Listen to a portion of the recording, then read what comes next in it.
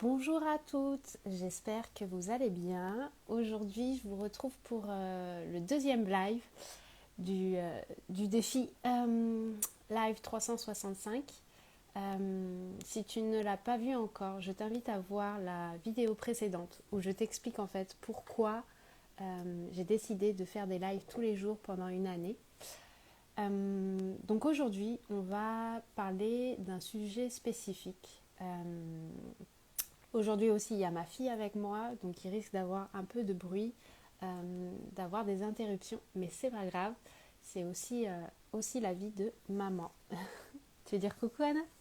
Coucou. Coucou. Alors j'espère que l'on m'entend bien. Euh, pour les personnes qui se connectent, n'hésitez pas à me dire d'où vous me regardez. Et pour ceux qui regardent en replay, n'hésitez pas à me mettre un hashtag replay. Comme ça, je saurai que vous avez regardé le replay. Et n'hésitez pas à mettre aussi un commentaire, ce que vous avez pensé de ces vidéos, ce que ça a suscité en vous. Vraiment, n'hésitez pas à partager. Donc aujourd'hui, le sujet dont j'avais envie de parler, c'est par rapport à la peur de blesser son enfant. C'est un sujet que j'ai abordé hier avec une maman et je pense que ça mérite justement de discuter de ça ici.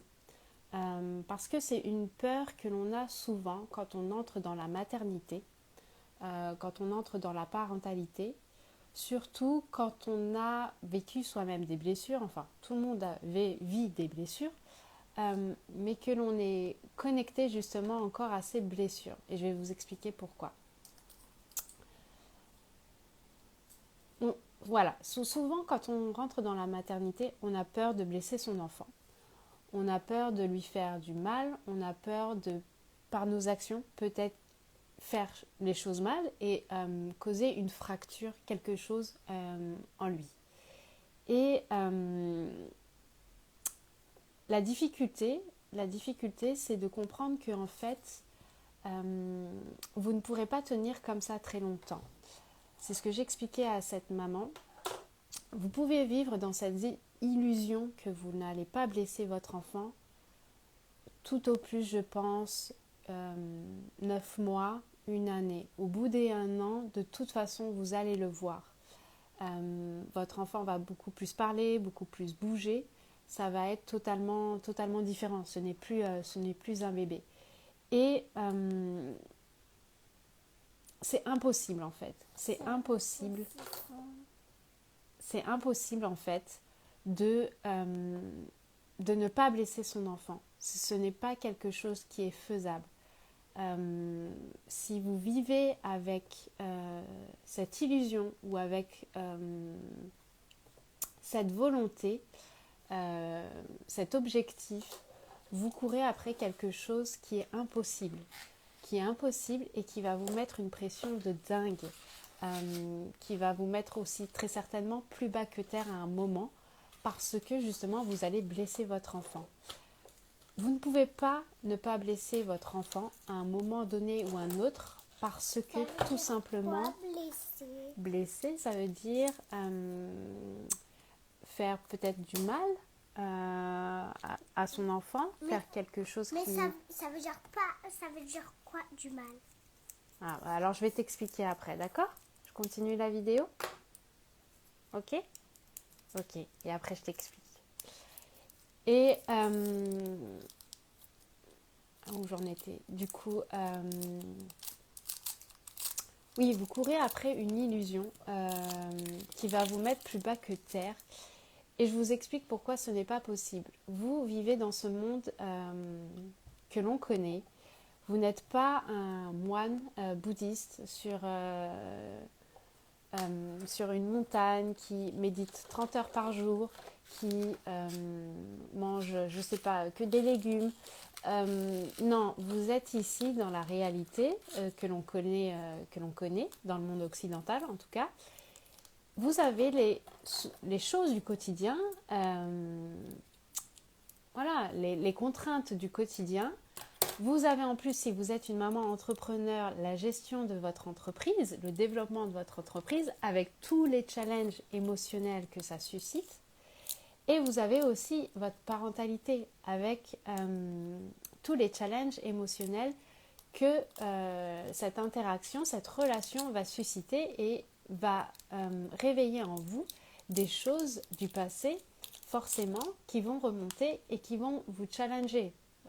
Vous allez faire face à vos peurs, à vos doutes, à ce qui vous a le plus marqué durant votre enfance, et ce de manière inconsciente. Donc face à tout cela, forcément, à un moment, il arrive que l'on fait des actions qui blessent l'enfant.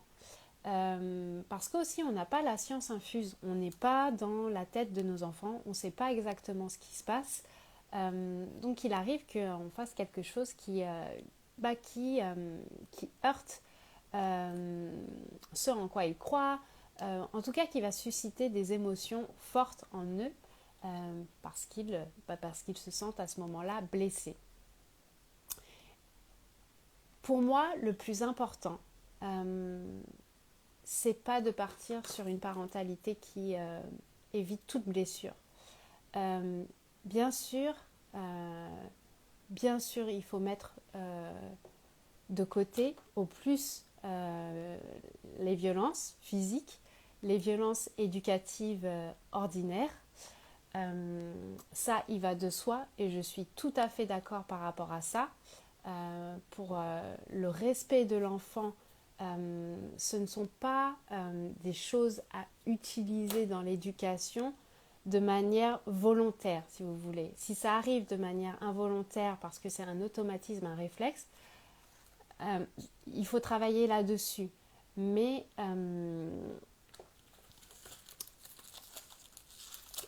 oui, en fait, ce n'est pas...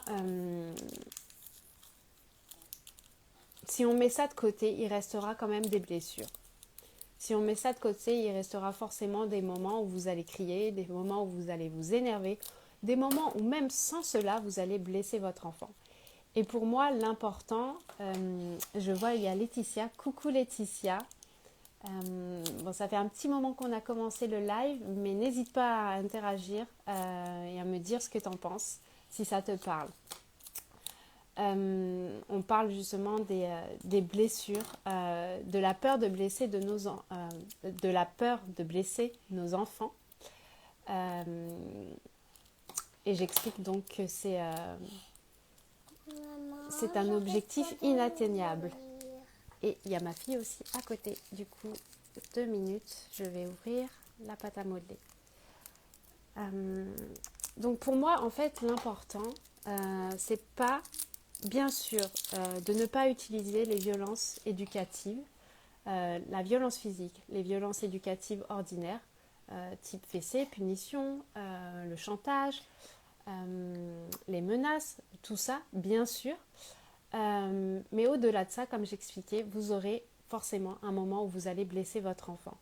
Et l'importance dans la relation parent-enfant, c'est justement de créer ce climat où l'enfant sent qu'il peut tout vous dire, où l'enfant sent qu'il peut vivre, qu'il peut exprimer ses émotions comme il le ressent, sans avoir à faire attention par rapport à son parent. Ouais, merci, c'est joli Anna. Et par rapport à ça, c'est là où justement vous allez pouvoir voir que vous avez blessé votre enfant parce que votre enfant va vous l'exprimer à travers les émotions. Vous allez le voir petit parce que verbalement ils sont pas capables de l'exprimer verbalement. Donc ça va être des pleurs, des crises, et puis plus ça va évoluer dans le temps, plus ils vont être capables de verbaliser et de vous dire les choses. Mais des fois, ils disent les choses aussi de manière qui peuvent vous blesser si vous, à l'intérieur de vous, vous n'êtes pas vraiment ancré. Si déjà ça tremblote un peu depuis un moment, ça peut vous faire encore plus trembler et même vriller parce que vous allez avoir peut-être des mots, tu es méchante, tu es la pire des mamans, Voilà, et forcément, il l'exprime d'une façon pas appropriée, on est d'accord, mais il l'exprime. Et c'est là où c'est important, c'est d'accepter, vraiment d'accepter l'émotion. Je vois beaucoup de parents, n'importe où, qui demandent à leur enfant d'arrêter de pleurer, qui demandent à leur enfant d'arrêter de faire une crise. Et en fait, c'est pas ok parce que l'enfant est en train d'exprimer ce qu'il vit. Et c'est important qu'on le laisse s'exprimer pour qu'il comprenne qu'il est aimé dans toutes les phases qu'il traverse, que ça soit quand il est joyeux, heureux, mais que ça soit aussi quand il a peur, quand il est triste, quand il est en colère. Et c'est là où vraiment où ça se joue dans la relation, c'est votre capacité à accueillir et rester ancré dans votre puissance face aux émotions que votre enfant va vivre. Et c'est à partir de là où justement vous allez voir que vous l'avez peut-être blessé, que vous allez à ce moment-là essayer de réparer ou d'offrir aussi une autre perspective à votre enfant. Voilà, vous pouvez vous excuser de ce que vous avez fait, vous pouvez lui expliquer que vous n'avez pas pensé que ça allait autant que ça allait le toucher. Vous pouvez aussi lui offrir d'autres perspectives, donner votre point de vue, en faisant peut-être référence aussi à ce que vous avez vécu dans les mêmes situations que vous avez vécues dans l'enfance, comment vous l'avez géré. Vous pouvez le faire aussi à travers des livres. Donc il y a plein de façons par rapport à ce qu'on a fait à notre enfant, de revenir là-dessus et de l'aider à processer ça. Par exemple, à dire pardon. Oui, on peut dire pardon. Ça, c'est bien de dire pardon. Si on a blessé quelqu'un, si on a fait mal à quelqu'un, on peut dire pardon, ouais. Peut-être qu'en vrai, si on le blesse, on le dit pas. Ça peut nous faire avoir plus de quelque chose qu'on ne voudrait pas. Ah oui, t'as raison. Donc voilà, c'était mon point que je voulais aborder absolument, c'est que arrêtez de penser que vous n'allez pas blesser votre enfant, ça va être le cas. L'important, c'est de mettre en place une relation où justement l'enfant est libre d'exprimer ce qu'il ressent par rapport à la blessure et où vous allez le valider et où vous allez l'accompagner à justement à sortir de cette blessure. Et aussi